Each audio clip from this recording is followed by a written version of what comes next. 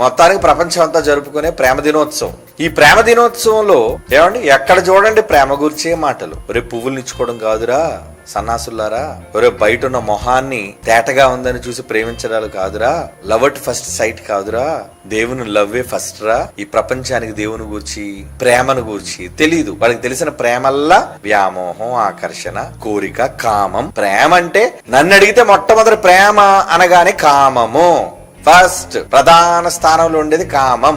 ఏ అమ్మాయిని చూసి ఎందుకో నేను లవ్ ఎట్ ఫస్ట్ సైట్ లో పడిపోయానండి. ఎందుకు ప్రేమించావు? నిగనిగలాడుతున్న అందం అంటే ముసల్దాన్ని వద్దన్నాడంటే వీడి దేని మీద ఉందన్నప్పుడు వీడి ప్రేమ అంతా. ఇప్పుడు మీరు చెప్పండి, నేను నీ హృదయాన్ని చూశాను.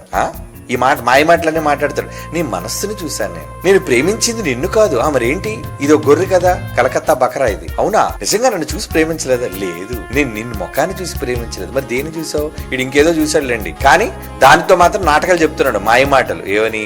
నీ మనస్సుని చూసి ప్రేమించాను. అంతే, పడిపోయింది ఇది గోతులోకి. ఆడు గోతులు వేస్తాడు, ఇది గోతులో పడిపోయింది. మరి ఇదే ప్రేమ ఒక అమ్మాయి విషయంలో కలుగుతున్న ఈ వ్యామోహం, అది వ్యామోహం కాకపోతే ఇన్ఫాక్చుయేషన్ అంటారు దాన్ని. మరొక స్త్రీ విషయంలో ఎందుకు కలగట్లేదు నీకు? అంటే నువ్వు ఇచ్చేది ఇక్కడ అందానికే, నువ్వు గుణాన్ని చూడటం లేదు, కేవలం బాహ్య సౌందర్యానికే నువ్వు కట్టుబడిపోయావు.